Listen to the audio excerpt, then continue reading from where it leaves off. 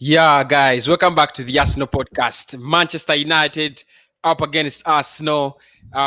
So much talk. So much talk. I think these are the two clubs with fans, most energetic fans. They talk a lot. They talk too much. I don't know. Many Manchester United fans have accused us of talking too much, and we have always accused them of talking too much. But on the show, I have a Manchester United fan straight from the United social television. How are you doing, Rokan? I'm doing great. How are you? I'm so good. I'm so good. How do you feel this is? This must be a big clash, man. This must be a big clash. A big clash. Yes, it is really because ever since Alex Ferguson left, I think this is the very first time we are seeing Manchester United and Arsenal really being at a level where you can say that at least they are really planning to be big teams or they are really having quality players around them than the other seasons. Because we remember the season that Sir Alex Ferguson left, David Moyes came in. There were the likes of Ferdinand, Patrice Evra, and very many other players, but it was like the generation was fading out. Now, Yeah. it took close to very many years, like at Manchester United. You look at players managers like Louis Van Gaal trying to come in after the start of David Moyes, try to build his empire, and really the board never gave him chance. You get? Then Yeah. Jose Mourinho comes in, looks like he had good players, but the team really was not all that promising. But at this level, when you look at Manchester United and how it's standing, you look at it like the team has one of the best young squads in the Premier League. They are really promising and they are really looking good. And the same applies to Arsenal. Though I'm a Manchester United supporter, but I really give kudos to Arsenal and the manager known as Mikel Arteta because the way he's doing his things looks like he's really the man. And when you look at the players around Arsenal right now, they are really promising. And I think Arsenal has all what it takes to be very, very, very, very, very, very sure of their future according to the players that they have. So the only difference I'm seeing, the only difference that is really making this clash more big and being talked about all over the world like it were 8 years back is because both sides have got young managers. They've brought on young talent, and that young talent is really promising. And the two sides are really playing good football at the moment.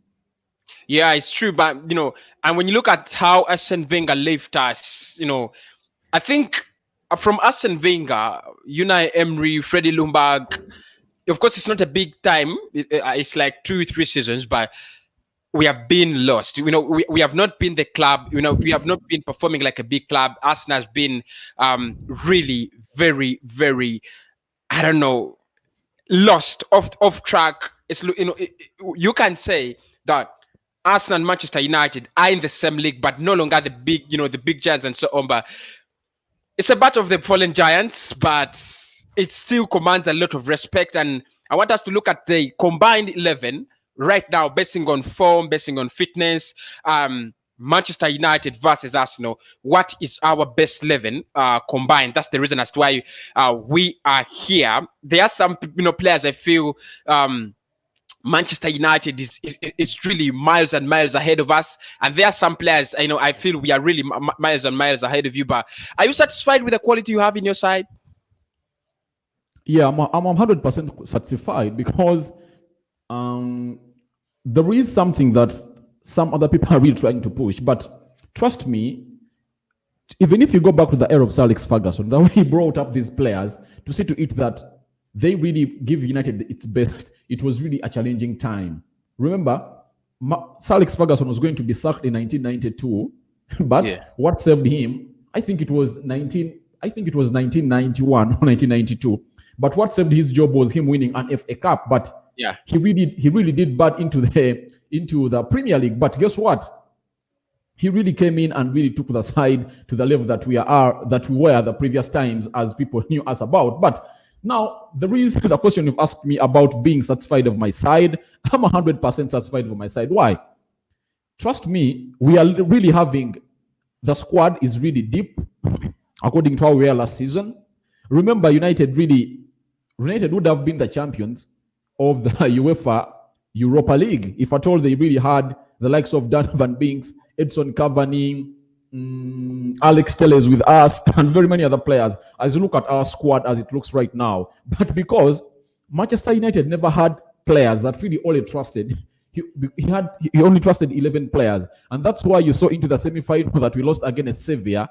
It took him close to 20 minutes after being behind Sevilla to make his first substitution of the game. Imagine he made his first substitution of the game in the 87th minute. That's when he brought in Juan Mata, Odion Igalo, and Daniel James. I think those are the three players that he brought on. But that means he never trusted his bench. But when you look at United right now, I trust the bench. And when you look at the team, we're really having a lot of quality with us, because there is a very big difference between last season and this season, because this time round we are asking ourselves on Danny Van Beek, Paul Pogba, who should start, who should be on the field first. You get?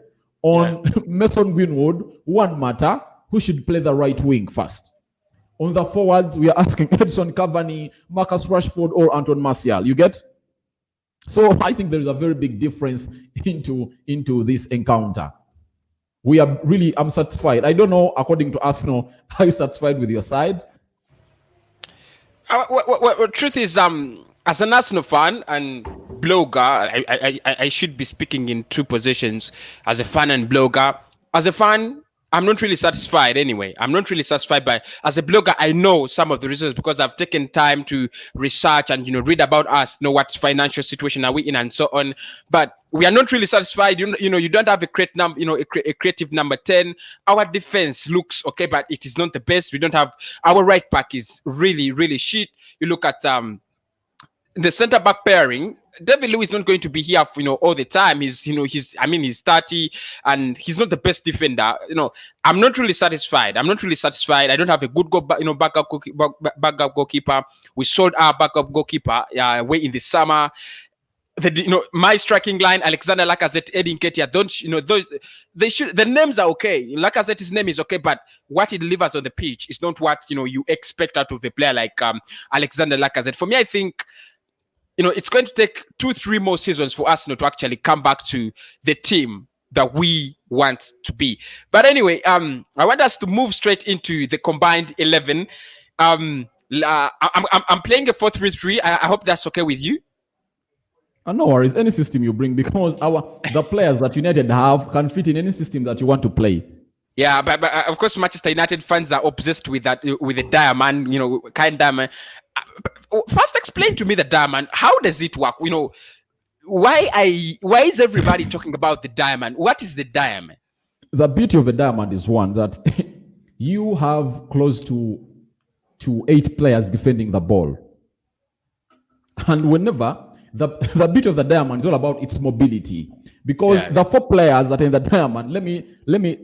Let me just insinuate that Manchester United is going to play diamond against Arsenal. Now, if that diamond has Scott McTominay on its bottom tip, Freddie playing on the wide right, Pogba playing on the wide left, and Bruno Fernandes playing on its tip. Yeah.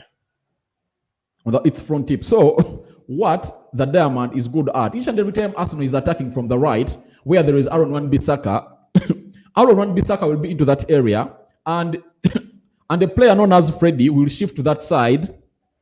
Bruno Fernandes will be like defending on the 18 yards box, the arc of the 18 yards box, and Paul Pogba will also be in the same line. You get? Each and every, even if Arsenal is attacking from the midfield, Arsenal will be having 4 players. Manchester United will be having 4 players in the midfield. You get? So that's the beauty of the diamond. And each and every time you have midfielders like those at Manchester United who are good on the ball, each and every time you break off, United is good on the break.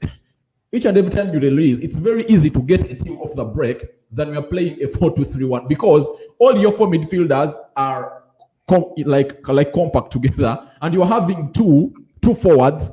It's a modern 4-4-2. You're having 2 forwards. If at all it's Mason Greenwood or Marcus Rashford, that means each and every time you get the ball, you know that there is someone who is with the defenders of Arsenal, close to 2 players who are with the defenders of Arsenal, to really cause havoc to the team. So that's the beauty of the diamond. It really brings a lot. It needs people who are hardworking into the midfield. They have to be running everywhere. But that's the beauty of it, that when we are defending, we are having numbers. When you are attacking, we are having numbers. And there is no playing wide. All of those four midfielders are playing intact into the midfield. There is no playing wide. You get? They can let you move, but Aaron Wan-Bissaka will be there to block you. By the time you reach Aaron Wan-Bissaka, all the four midfielders will be up, all there to defend Aaron Wan-Bissaka. If you are attacking from the left side where there is Luke Shaw, those four players will be there also. So that's the beauty of the midfield. That's why you saw that against the team known as RB Leipzig, however good they are when they're attacking and exposing defenses, they never exposed Harry Maguire and Lindelof because it's a partnership we don't agree with. Even though I'm a Manchester United fan, I really would have thought that Harry Maguire would have been playing with Twanzebe. You get? Because Harry Maguire gives you the aerial presence and Twanzebe gives you the pace and the hard work and the energy. And the ground dwells, So that's the beauty of the diamond. But anyway, even if it's not being played, I think Manchester United have players really good enough to really play into any system, whether a 4-2-3-1. But I think a diamond can work best if at all you want to field either Danny Van Beek, Paul Pogba, Freddie, and Bruno Fernandes at once into your team. Okay, then we get straight into the combined 11. In goal, David De Gea, Bernd Leno, those are our first goalkeepers. Over the past 10 years, of course, De Gea has been unchallenged in the league. I think he has been awesome. He has done a lot for Manchester United, especially at the time when Manchester United needed him most. I think he was there for you guys, but over the past 2 years, I think his performance has declined greatly. So for me, Leno is not, has not achieved what David De Gea has achieved. The respect, the name, and so on. Leno is a good shot stopper. De Gea is a good shot stopper as well. But at this point in time, the fitness, the form, and everything, I think I'm going to go with Leno. To go with Leno. Not to disrespect David De Gea. I love him so much. I respect him so much. He's a wonderful goalkeeper. But at a time when I think he's trying to throw away everything he has worked for, everything he has built at the Manchester United side, I'm going with Bernd Leno just to be sure. I'll go with Leno. Not David De Gea. But do you go with De Gea? Who's your goalkeeper? Combined 11. Let me ask you. Let's not delay on this. I'm going to ask you a very simple question. Yeah. If you're the coach of Arsenal, and you're having David De Gea and Leno onto your team, who would you put into your goal? 5 years back, I would put David De Gea. 3 years in front of that, I'll play Leno. To my case, if it was the previous season, I would go with Leno. But right now, have you seen De Gea making any mistake this season? No, I haven't seen him, make mistakes. And trust me, he has made a lot of saves, and he has saved Manchester United a lot. So that is going to be a contention. For that, I cannot sing on any day. Trust me, it's like David De Gea is in the class of people like Manuel Neuer. You get Alisson Becker. Who else? Casillas. There is that class of goalkeepers, and when a player reaches that level, they have no contention. It's like Messi and Ronaldo. Even if Messi spends 10 games without netting a goal or scoring a penalty, on any day you are going to read Messi into your team. Yeah. You get? There is no way I'm going to sacrifice De Gea. I really rate Leno. He's a very good goalkeeper, but according to what De Gea has done, trust me, goalkeepers, the more they age, the more experience comes with them. You get? Yeah. But for my case, in my combined 11, I cannot give Leno over De Gea. I can go, if I told it was the previous season, De Gea really made close to 7 howlers that led to us conceding goals. You get? But this season, my dear, the games I've watched, the games he has featured from Manchester United, he has really saved us a lot. They don't attack us a lot. We're not exposed a lot, but the few times our opponents really reach us, De Gea has been really has been really good to us this season, and I think that has all been brought about by the impact of a player known as Dean Anderson returning from loan on Sheffield. For that, on others, we are going to agree. I will agree that you might tell me about TNE Luke Shaw. For that, we can agree there. But on there and Leno, this is a disagreement. This is a disagreement. I'm going with Leno. He has made a couple of mistakes this season, but I would want to remind us that I don't think most of the mistakes and he has made have cost us games and goals. I think the reason as to why we are not winning games is not because of Leno. It's because of something else that everybody knows. David De Gea and Leno, this is we are disagreeing on this. I'm going with Leno. You're going with David De Gea. I'm going with David De Gea. I said I would go with De Gea 5 years ago. Yeah, I would go with David De Gea. I remember that guy who could, make saves with his feet, arms, whatever part of his body could make a save. And it was really hard to score against Manchester United. But let me ask you this as we just move on. If you are not a Manchester United fan and you are going to verse Manchester United, do you feel you're scared of David De Gea anymore? Do you think clubs are scared of David De Gea anymore?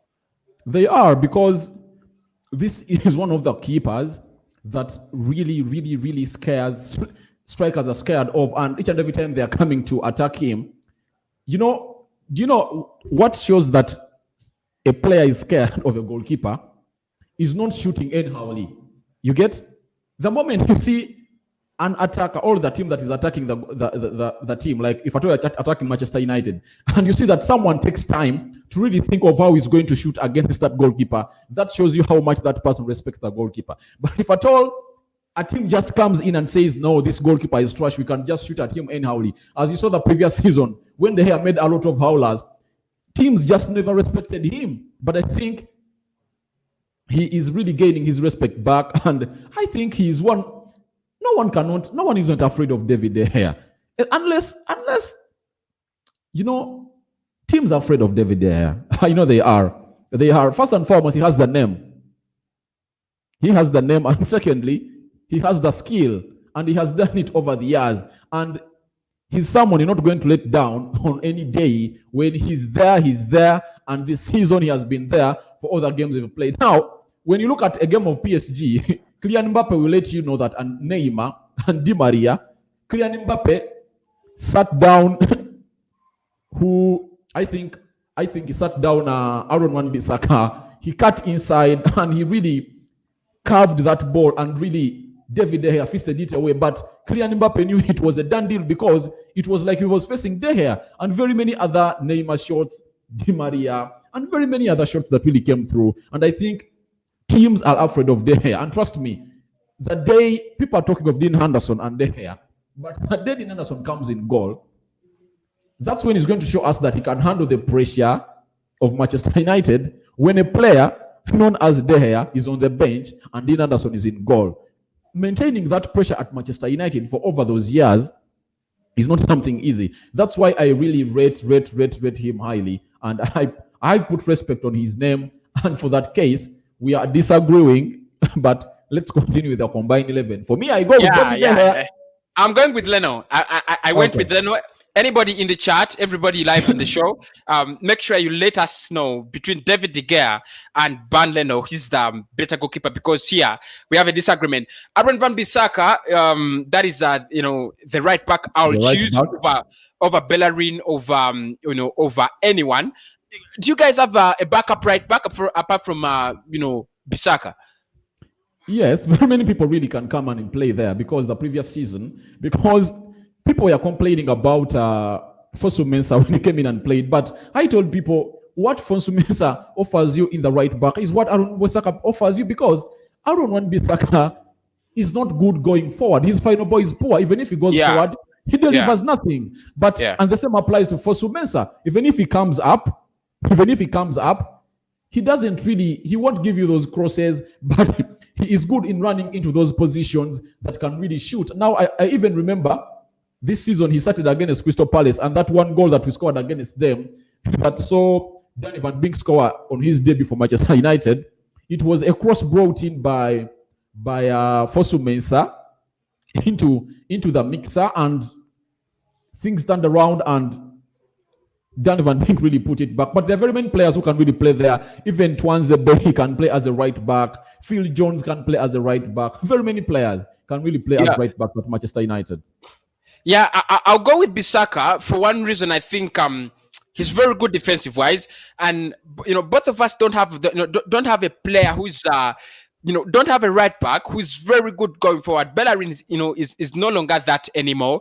I think the only player right back is going to be Aaron Van Bissaka. Honestly, I think I'll go with Bissaka, and I think we agree on that. All right. Yeah. Left back, Kian Tierney. I know you have Telles. We haven't seen Telles, so I cannot really rate him right now. We've seen him way back in Portugal, but that is the Portuguese league. When he needs to show us what what he's got right now in the in the Premier League. He hasn't shown us anything like that.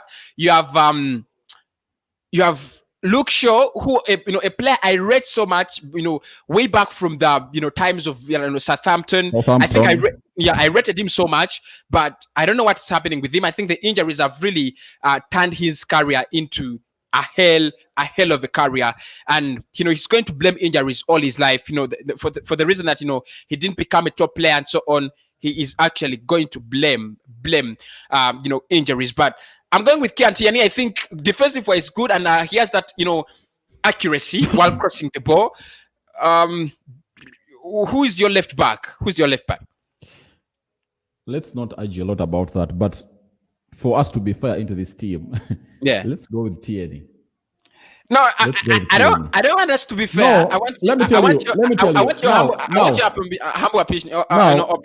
Yeah. The big question is going to be. Yeah. The big question I can ask you is, Kian Tierney, what does Tierney does that Luke Shaw doesn't do? I think Shaw is easily exploited defensive-wise. Yes, going forward is becoming better. He's a better player, but his defensive wise exploited all the time. And do you know the last time Shaw was sat down? I cannot really say because at times I don't really watch Manchester United comes to the end. I watch around 60 minutes, 40 minutes and something like that. The last time I saw Luke Shaw being sat down was the game we lost to Arsenal 2-0. That was Pepe. Yeah. Pepe sat Luke Shaw down. But Luke Shaw has defended Mo Salah. Luke Shaw has defended Mahrez. All of the right wingers of the Premier League who attack from the right side when Luke Shaw is playing the left back. He hasn't been exposed. So that's why I told you that Tierney and Luke Shaw, there is no big difference into those players. You get? But the difference is that Luke Shaw has played more games than him. So that's what I'm telling that for this case, as it's a combined 11, I'm going to go with Tierney. You get? Let's go with Tierney. But there is no difference. It's not like we are talking about Bruno Fernandes and Ceballos, you see? But they are close players. They're too close. That's what I can tell you that. If I thought it was Alex Telles, if Alex Telles was the one who was playing, trust me, he would have taken this spot because Alex Telles offers a lot. That's what I'll tell you. Defensively is good, but he has not really played for Manchester United. And even in this game, he's away because he's having COVID-19. So let's go with Tierney into that left back. I agree with you. Let's go with Tierney. All right. We are playing Kian Tierney in the left back. Okay. The centre back partnership, you guys have a lot of problems with that. We know that very well. Victor Lindelof, Harry Maguire. It's a centre back partnership that has been complained about so much. And then I think Axel Tuazebe is the guy you guys want to play with Harry Maguire. For us, I think ever since we signed Gabriel Magalhaes, there has been a change. I think he has really transformed the backline of Arsenal from what we were last season to what we are today. My centre back partnership is I'll do Gabriel Magalhaes and Harry Maguire, not Axel Tuazebe in this case. But I heard you earlier today talking over Tuanzebe, fooling Tuanzebe. Trust me, on the problem. Do you know why Maguire? People are complaining about Harry Maguire. It's because he's playing with a defender they are more or less the same. You get? But you can't tell me that Lindelof is better than Harry Maguire. You get? Harry Maguire, because Lindelof has been here at Manchester United close to he played like 2 seasons before Harry Maguire came in. You get? So we still had the same problems. But ever since Harry Maguire came into that defense, a lot of things have changed at Manchester United. The composure and calmness he gives the defense of Manchester United. Trust me, no one does it. Even Lindelof cannot. He cannot handle that. So I agree with you. Magalhaes, Gabriel, and Harry Maguire. I go with that partnership too because I think Magalhaes really has the pace, he has the energy, and he's also comfortable. But he can offer us something different that Harry Maguire does not offer us. But Harry Maguire will offer Gabriel something else of calmness and being confident that I have someone else who is going to cover me up. Let me go into that defense. Let me throw my body in there. And when I get exposed, this man will come out and really solve the entire situation. So for that, I agree with you. Yeah. Gabriel Magalhaes, Harry Maguire, centre-back partnership. Okay. Crossing over to the midfield, I said I'm going to use the 4-3-3. And the reason as to why I use the 4-3-3 is because I know it's only one Arsenal player that can actually fit into the Manchester United midfield, and that's why I used a 4-3-3. Okay, central defender or defensive midfielder. I think I'll go with Partey over anyone, over Matic, over McTominay, over Fred. The only person I can compare him to for me is Matic, not even Fred, is Matic. I love, Matic, the way he passes the ball, how calm he is, the way he commands the midfield. I really love Matic, but I'll go with Partey in that case. I don't know whether you agree with that. Of course. If you're talking of the CDM, I think Thomas Partey really, the reason as to why Partey will play ahead of Nemanja Matic is all about the work rate. The rest, Nemanja Matic he can do the defensive role, he can cover up the defense very well, but there is what modern CDMs really do, like they play box to box nowadays, and Matic cannot give you that. And when you look at Thomas Partey, he's a man that is going to be everywhere, you get, and he has that discipline. He knows where is he has that discipline of positioning himself into the game. He will know that this is the time for me to move. This time I'm not supposed to move. When he's going away, he can tell someone, please, I'm going, and let's really not leave the defense exposed. So for that, I go with a player known as Thomas Partey. I agree with you on that. Thomas Partey really deserves to be in the CDM of this combined 11. Okay, Thomas Partey in the CDM combined 11. Now, box to box and then creative. I think those are the two positions I'm going to pick. Box to box, I'll go with Van de Beek. Now, not because I've seen him play in the Premier League or at Manchester United longer than Paul Pogba, but I think for me, Pogba has not impressed me this season. He has, he just hasn't done anything to impress me this season. So I'll go with Van der Beek, and then ahead of them, I'll use Bruno Fernandes because I think he's not debatable. His position is not debatable. He's the player that you think creatively he's better at both Manchester United and Arsenal. How do you look at that? Van der Beek, Pogba, Fred, or Ceballos?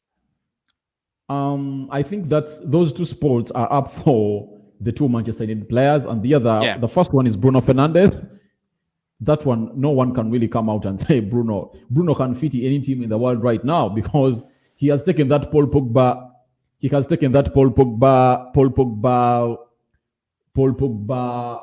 can I say? Because Paul Pogba role, he was that player that can fit in any team in the world. You get, talk of Man City, talk of Barcelona. Now Pogba has lost that, and Bruno really is that player that can really fit into any team. And I think Danny Van Beek, you're right. I also go with Danny Van Beek because even when I was doing a watch along of Manchester United against RB Leipzig, people are praising Pogba, but to me, Pogba did nothing into that game. I think apart from the first goal, because he set up Greenwood, but you look at his impact, he's no longer the Pogba you thought he would be. Now, Kosi, when we're talking of Pogba, we're not talking about Jesse Lingard. Yeah. We are not talking about Daniel James. Yeah. We are not talking about an average player. We are talking about a player who is of a world class, top class caliber. That's the player we're talking about. So Pogba bringing in an assist, just an assist in a game. My dear, do you know that Bruno Fernandes was not even mentioned anywhere? Yeah. Even he too put in an assist for Marcus Rashford to score the second goal. Do you know what Fernandes did on the pitch? When he came, he played close to 20-25 minutes. He turned things around, and Manchester United scored 4 goals in 18 minutes. Yeah. So everyone praising Pogba, that's nothing. You get? And look at the goal, that the assist they say that he made for Marcus Rashford against PSG. That something simple. It was the brilliancy of Marcus Rashford that told him that, please shoot this ball, and he shot in the lower bottom corner 20 the goal. It was not. Pogba's done nothing this season, guys. Let's not praise him. He's nothing, and I think I'm Team Pogba out of Manchester United, because we can sell Paul Pogba and we can get 2 midfielders like Danny Van Beek. So that's why I go with Danny Van Beek into this team. Danny Van Beek, Thomas Partey, and Bruno Fernandes. That's my midfield that I can go for a combined 11. Yeah, I also still think that is the midfield I go with now. Forwards on the forward line, the forward 3. There are 2 now. Let me cut you through. Yeah. To make it easy, there are 2 players that we cannot even argue about. Yeah. A player known as Aubameyang will lead the line. That's no doubt. He'll lead the line, and Marcus Rashford will be playing off the left wing. So the only position to talk about is the right wing. I think the front 3, I don't know whether you agree with me, but for me, the front 3, Marcus Rashford and Aubameyang, are having their spot there. Yeah, it's true. They have no contender. According to me, they have no contender. I don't know what you're thinking. Right now, on paper, they do not. But for me, if I was going to choose a national side right now, one of the players I would leave out is Aubameyang. Not because he's a bad player, not because of anything, but just to try to show him that guy, you need to find your form. You need to find your form, and the problem with Manchester United players, the forward line, Martial and Rashford and Goldbridge talked about this. These guys are really inconsistent. They can give you 5, good games, and then you feel they're back, but then the next 3 games, these guys are nowhere to be seen. So the problem is, the consistency, the inconsistency. Of course, Aubameyang, there is no dispute he's going to be in that team, but this season, if you ask me really, what has Aubameyang done this season? He has scored 2 goals, one in the Europa League, which was a sitter from Bellerin, and the other against Fulham, which was a good cracker. Ever since he signed his contract, he has not done anything for Arsenal. Really, he hasn't done anything. But of course, if you compare him, his quality against any Manchester United forward or any Arsenal forward, then he qualifies automatically. But for this season, it must be. I think for this season, it must be Alexander Lacazette, because all the games he has started for Arsenal, the 3 games he started for Arsenal in the league, he scored 3 goals. So it's either Lacazette who should start, but of course, no Arsenal fan will say that. No Arsenal fan is going to say that, Lacazette has scored and so on. So it's Aubameyang. Rashford, he disappears and appears. That's the problem with Marcus Rashford. He disappears and appears. Can I cut in? Yeah.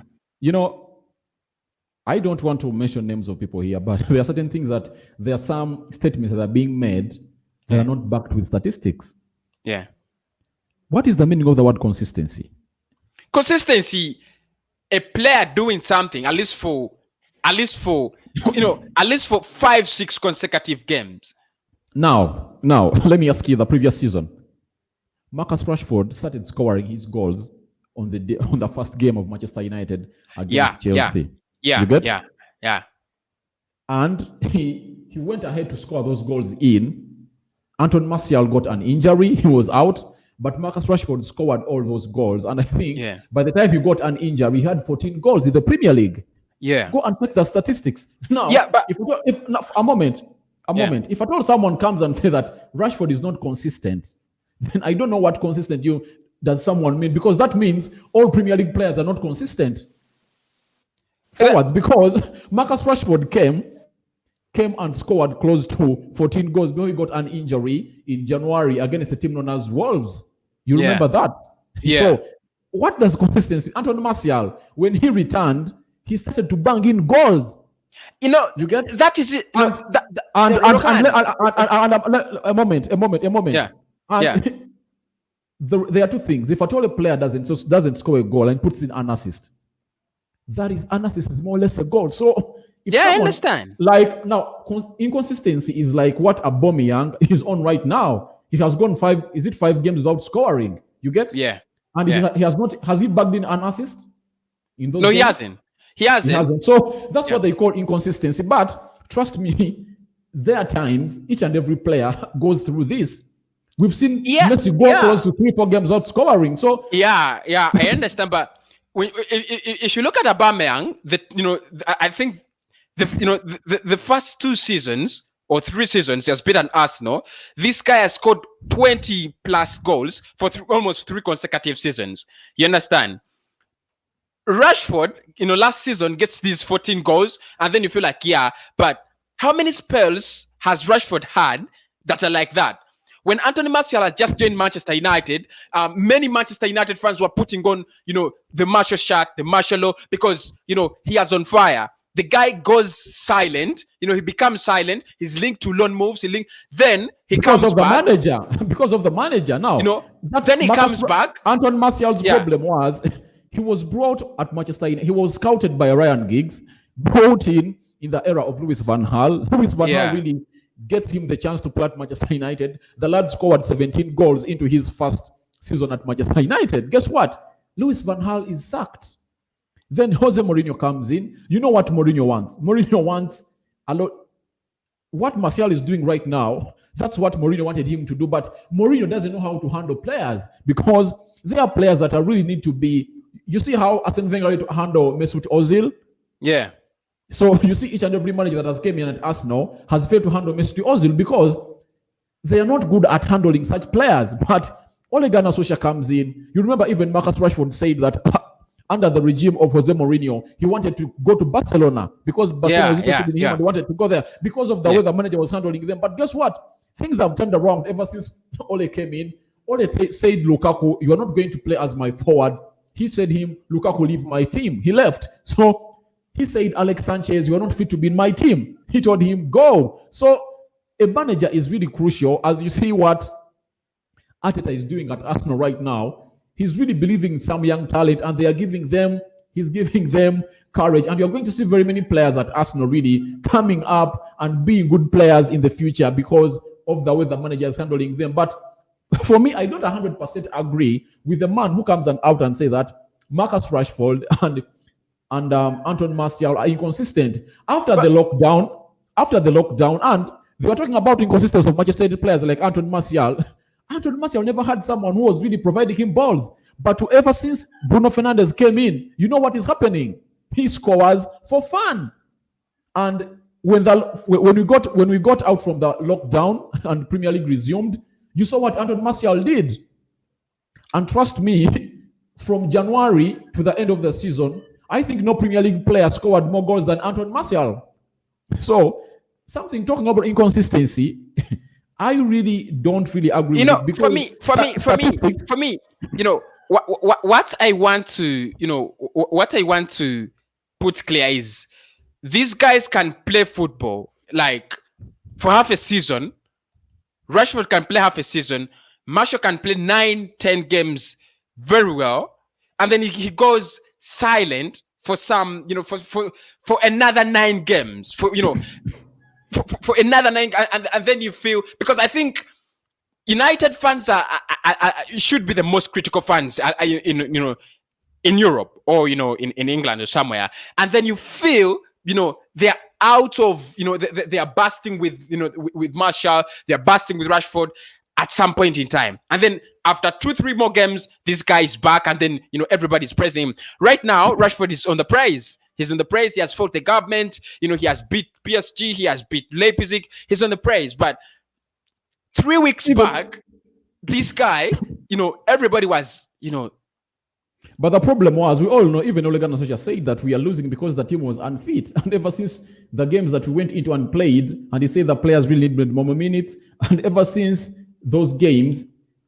I think United got back to the wheel on a team again, the game against Tottenham Hotspur. But the only bad thing that came into that game was the red card that was given to Antoine Martial. But when you saw how the players were playing into the entire game, you saw Manchester United had really picked or gained momentum as they are supposed to be. So one thing people should know is you are judging Marcus Rashford because the guy was from injury during the lockdown. So he was trying to find himself. Now, if at all these players can play, Kosi, we are here and we know that God is going to grant us the gift of life.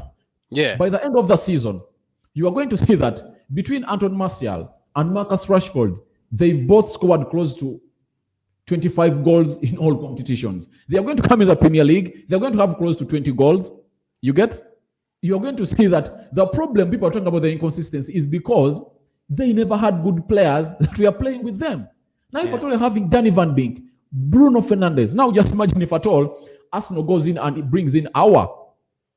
And Arsenal is having Thomas Partey, Awa, and Granit Xhaka into the midfield. You get? Then you have Aubameyang, Lacazette, and Pepe. The problem is Pepe has not yet picked up. So you know what will be in the field. So don't blame. I don't really go. Right now I cannot even go and blame a player known as Aubameyang. Do you know why? Who is giving him those balls? Yeah. Just imagine if at all Aubameyang had a player like Bruno Fernandes or Danny Van Beek behind him. Do you know what would have been happening? Because give him chances, he's going to score goals.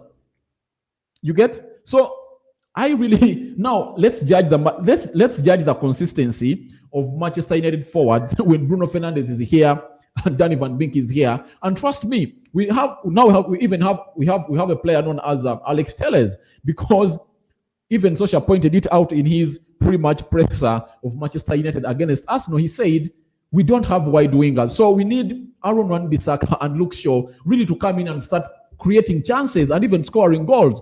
Like you see how Hector Bellerin does at Arsenal. He will come in and bang in a goal. His crosses are on point. The defensive is not all that fine, but when he comes in front, you expect a cross. Each and every cross that comes from Hector Bellerin is a world-class cross. You get? So I think if at all United can improve on all those areas, these people just need get them chances, and don't let us blame them of inconsistency when they get chances and they don't really score them. Like in the game against Chelsea, we were discussing about it against my last video that you came in and said at United Social when you came in, the chance that Rashford missed. You get? Yeah. So if at all a player goes like 3 games missing such chances, I'll talk of his inconsistency. But you've not provided a player any chance, then why blame him about inconsistency? Now, has Aubameyang missed any sitter in these 5 games? I think it was only one against was it against Sheffield? Yeah, one against Sheffield United. Yes. So now I want Arsenal, the Ceballos of this world, the Williams of this world, and I think Willian has been away for very many games. I think, isn't it? He missed. He had an injury. He missed the one against Leicester City, but he played against Manchester City. He only missed Leicester City.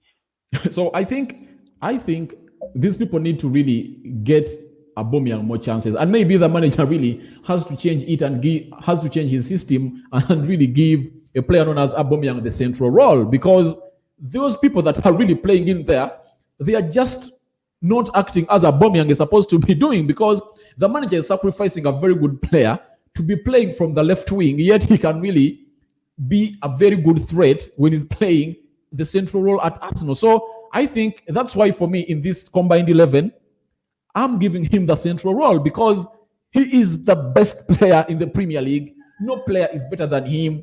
The other player that can compete with him is Kun Aguero, but Kun Aguero is having injuries. But when you're talking about that forward, that number 9, that will score 4 chances out of 5 created in each and every game, that is Aubameyang. I don't think the problem he's facing is that the manager is playing him from the from the left. From the left. And Yeah. sometimes he plays him from the right wing also. So I think that's the problem. On the right, we have so many talented players, but they're not really giving us outputs. There is Saka. I can think about Saka. I can think about Willian, Pepe, James, Greenwood. I love Greenwood. Juan Mata. Juan Mata. Okay, but when Greenwood gets to his left foot, yeah, he's deadly. He's absolutely deadly, and he cuts. He always loves cutting in and so on. But I think the debate right now is about Saka and Greenwood. Saka and Greenwood. Who do you go for? For me, honestly, I'm going to go with Bukayo Saka. One, defensively, I think when you think about defensively, he's a beautifully built player. He goes forward very well, but when you lose the ball and Kian Tierney needs backup. Kian Tierney needs a player to play for him. Kian Tierney needs a player to help him out. Bukayo Saka is always there. His crosses are on point. He doesn't really cross so much, but he always drifts into the middle of the park, releasing whenever or whoever wants to be released. I still remember the goal we scored against West Ham, the first goal. He beautifully released Aubameyang. Actually, the second goal, he also released Dani Ceballos to set up Eddie Nketiah. He has been absolutely brilliant. He was our best player against Manchester City. He has proved to be a young guy who plays, who's a big game player. I think for me, on the right, if you're going with Rashford on the left, then on the right, I'll go with Bukayo Saka. What do you think? Is Willian available? Yeah, Willian is available. Willian is fully available. He played against Dundalk on Thursday. For my case, because we are talking of the right wing, you get? So, trust me, however much Bukayo Saka is a very good player, that's why I'm not even talking about Mason Greenwood, because in such a game, we are talking of people who are really going to deliver what we want. Now, I think Bukayo Saka, if it was me making a decision, like on this combined 11, I really play in Willian. Do you know why? Oh, yeah? Willian gives you the work rate. Willian has a perfect cross. Willian will give you a free kick. Okay. Willian, when he's the midfield, he plays as a midfielder. When he's a winger, he plays as a winger. When he's like, the ball finds him, can even lead a counter-attack. But I've seen Bukayo Saka. He's still young. There are games now like the game of Man City. The 2 chances he got. Was it against Man City? The 2 chances he got? Yeah, it was against City. If at all it was Willian, one of those would have been a goal, because he has not yet gained that composure and calmness into the defense into the box of the opponent. So when I'm looking at this combined 11, I'm looking at players who can even get a chance or make a half chance into a chance. So for my case, I think Willian can play a very big role into this team. If at all you have Marcus Rashford playing off the left, Aubameyang playing in the middle, and a player known as Willian playing off the right. By the way, when I was thinking of my combined 11 at first, I only saw like 3 Arsenal players fitting in this team. But when I thought of a player known as Willian, I gave myself a second thought. I said, no, there is no way Mason Greenwood can play ahead of Willian, because he is a player that's going to give you a lot of things. He can lead counterattacks. Bukayo Saka cannot do that. His decision making. You see, football is all about decision making. However good you are, Bukayo Saka really needs some time to be developed into that player that is really, he's a nice talent. I rate him highly. He's one of those talents that I really see that are really going to be great in the coming years. Like you see the Mason Greenwoods. But as you see Mason Greenwood, one day he'll come in and do what you expect him to do, and the other day will come and do the opposite. But I'm talking of a player who is called Willian. All the games he's played for Arsenal, he has not disappointed. He really gives us his best. Even if we are talking of players who help us when we have the ball and when we don't have the ball. Those are players that we need in modern football. If at all Lionel Messi can really chase all over the park, the Ronaldos of this world, then who are you known to chase? So Bukayo Saka, I cannot field Bukayo Saka ahead of Willian. If at all I were Arteta, even if in his team, if at all I predict a team of Arsenal to play against Manchester United, I think Bukayo Saka can come in later because he's a very good plan. He helps the team when it's winning and when it's really lagging behind to look for a goal. But starting Bukayo Saka ahead of Willian, I don't really see. For my case, I think Willian is supposed to take that spot. I don't know what you think about that, but for my case, I go with Willian. Yeah, I really understand. I really understand your point of view. But for me, right now as an Arsenal fan, it's like asking me, would you put your best player of the season off the pitch? Because definitely, no player has been as consistent as Saka. No player has been as motivated as I don't know the right word to use, but he has been there for us. He has showed. I think he's the only energized player right now at the Arsenal, especially when we need going forward. We need numbers. We need talents going forward. I think he has tried to provide that, little glitch, and I think that's the reason as to why I take him. But let us go into the predictions, and this is where I'll add in Zoom, one of the favorite people always in the show. He has been demanding. I always watch him. I always watch him. And exactly. He's very obsessed with Arsenal. He loves Arsenal. He loves Arsenal. Zoom, how are you doing? How are you? I'm okay. I'm sorry for keeping you on a wait for so long. It's all fine. Okay. Right now in this segment, in the last 9 minutes, I want us to give our views and predictions for the game. I look at it as a draw, but there are so many things that go against a draw. One, in the last our last 9 away games we have played, we don't have a draw. It's either a win or a loss. So the statistics and history that actually doesn't really fancy a draw. United have not won a game this season in the Premier League at their at the Old Trafford. They only have 1 point from Chelsea, 0-0. That means, they are not already, they are not ready to beat anyone at the Old Trafford because they haven't, done so. I don't see many goals in this game. Honestly, I don't see many goals in this game. Someone predicted it, 5-0 before, and I was like, what? Are they crazy? 5-0 is, would be so outrageous. I look at a 1-1. I think Manchester United will score first, and then we shall, get our moments in the game. Try to, get one quality moment. 1-1, Aubameyang, and I don't think Marcus Rashford will score against us, although he has scored against us before. I think Greenwood might, this time Greenwood might take might take his chances. Greenwood, Aubameyang, 1-1. That is, that's my point of view. Zoom, what do you think? It's a difficult one, but I'll go with a draw. A draw. Yeah. Because both defenses are shaky, and both attacks are good.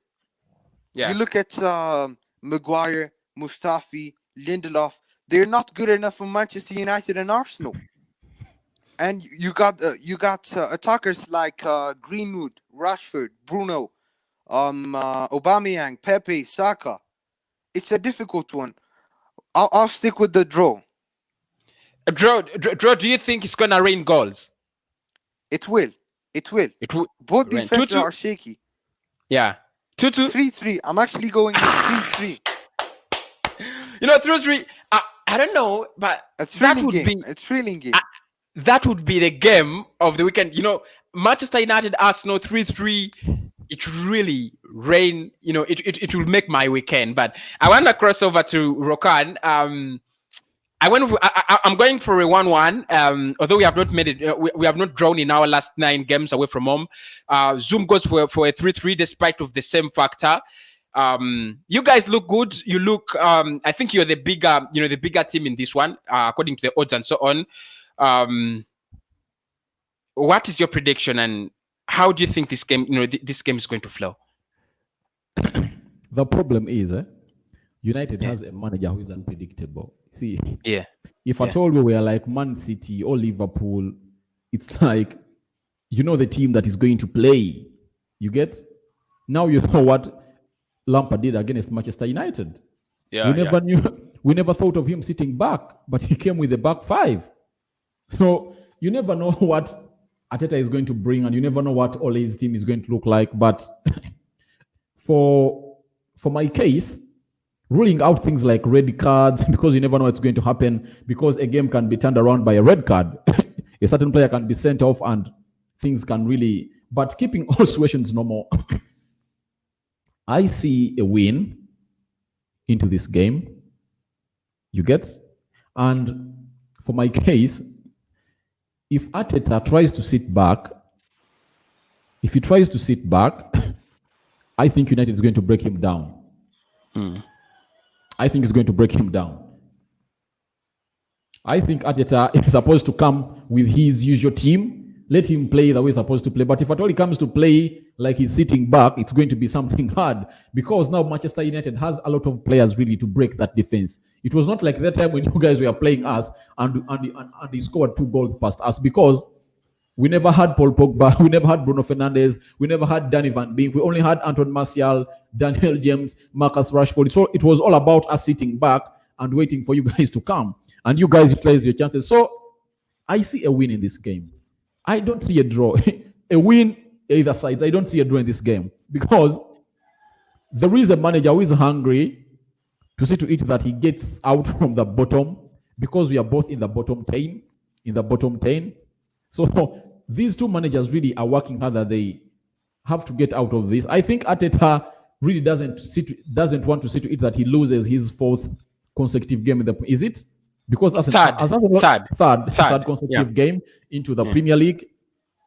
And I think he might come to play as he played the FA Cup games that he won against Man City and Chelsea. Yeah. The way he played. I think he played a 3-4-3. So I think he might come that way.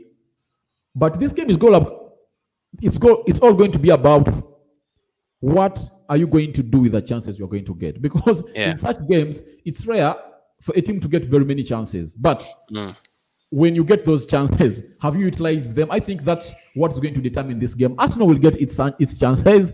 Manchester United will get its chances. But who is going to really to be clinical on the day? I think that's what is going to determine the person who is winning today. Okay, Zoom. Rokani thinks we sit back. They play the football. They are going to break us down and beat us easily. I don't think like that. I've not said. Kosi. Yeah. I've not said you are going to beat us easily. I've said. Okay. If we play a defensive game. I've said if I told you guys come and sit back. Yeah. United will break you down. So I'm saying let Arsenal play its game and let Manchester United play its game, and the person who really utilizes his chances a lot or more than the other is going to take the day. But I think we're taking the day. Yeah, all right for me, but I think otherwise. I think United is better off on counter-attacking football. I think United is better off running in spaces. I think United is better off when you let them, use spaces to run other than use spaces to use the ball. I've seen United play against Chelsea was it the last weekend? I think. Yeah. And you guys were really, you had the ball in the second half. You had you had all the opportunities. But if I can remember the opportunities you guys, created in the second half, it was, it's always hard for you to create chances when a team is sitting back and, and it's your responsibility to break it down. But if a team tries to come forward, they try to play some kind of good football, you're going to get them onto the break, and that's why that's I think the strongest part of Manchester United under Ole Gunnar Solskjaer. But I want to involve Zoom. Should we play the defensive player football, 5 defenders, 2 midfielders, and 3 attackers or 2 attackers, or should we play an open game? Go all out for Manchester United, attack their defense because that's their weakest point. Threaten it. What do you think? What do you think should be the strategy? We need to go all out. We just need to go all out. Yes. That's what I'm also saying. The midfield is key. So we need an attacking midfielder. Joe Willock. I'm saying it again. We need Joe Willock. Because against Manchester United, it will be difficult to break them apart. it's likely that they will play Fred and Matic. It will be very difficult to break them apart. So we need to go all out.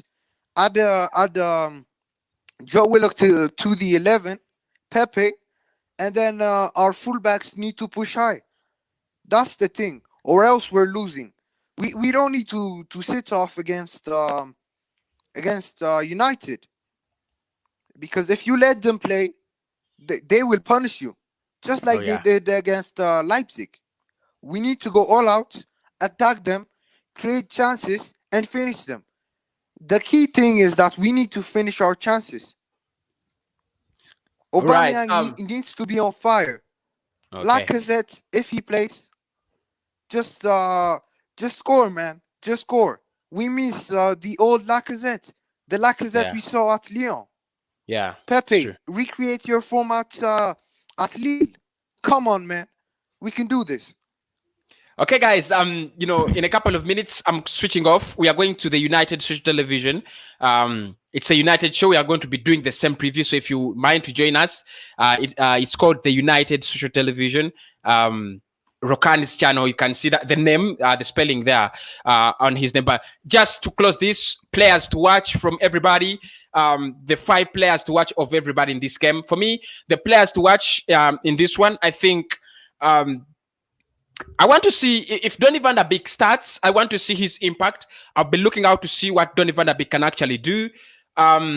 And then basically Bruno Fernandes. I think those are the 2 players to watch for me at Manchester United. In Arsenal, I think Bernd Leno is going to have a busy day, and this is going to really be one of the deciders, to tell us, did we sell the right goalkeeper or did we sell the wrong goalkeeper? So I think Leno is going to have a busy day, and he should be on, in top form.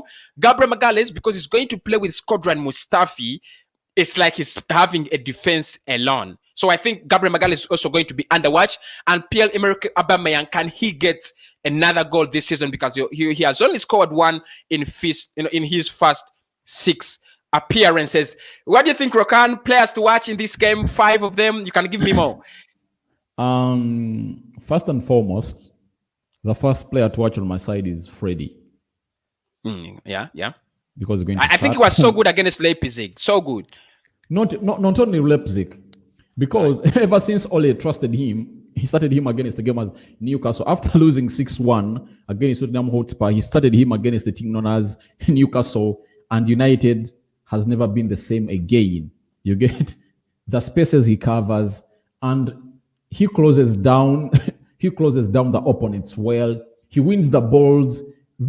Apart from the Leipzig game, he has been playing very well by the Freddie ever since the previous season, when Paul Pogba was really out of the game and injured, and Ole granted him a chance to start. He really lived up to the occasion. So I think Freddie is one to watch.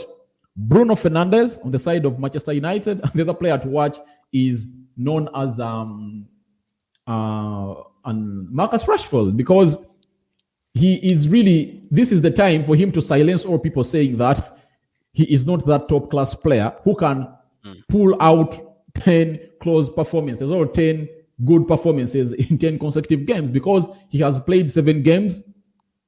He has played 9 games, scored 7 goals and 2 assists. So in such big games, that's when we will need to see him come out and say, I'm the man of the era, because he is the Ronaldos, the Messis are fading out.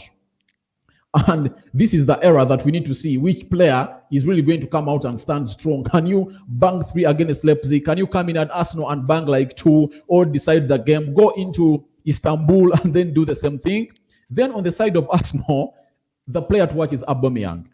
I think of all the criticism that Aubameyang has been getting, being paid a lot of money, you get spending very many games without scoring at Arsenal, I think such players like Aubameyang in such big games, that's when they rise up to the occasion. And I think Aubameyang is going to be really a player to watch into this one.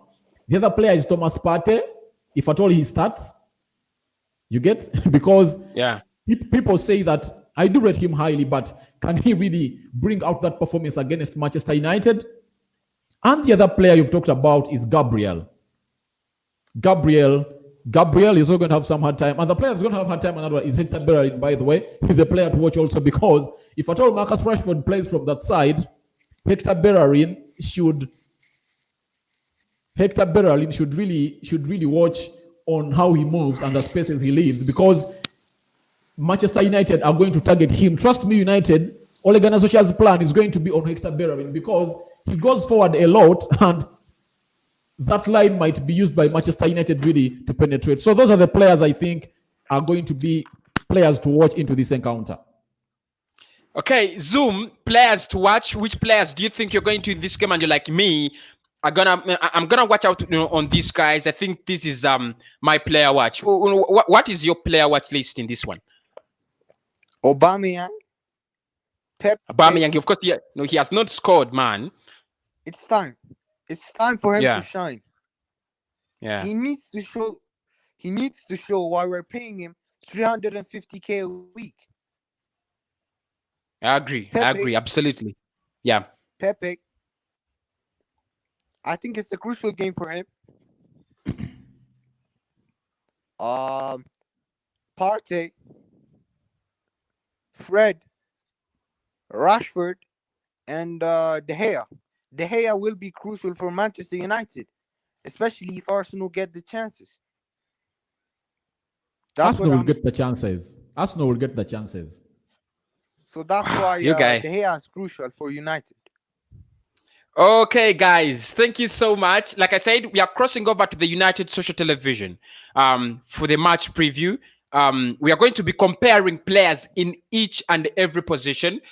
So feel free to join us. We're going to be comparing players from goalkeeper to, today we have been, right now, we've been selecting our best 11, who's better, but there we shall be more critical.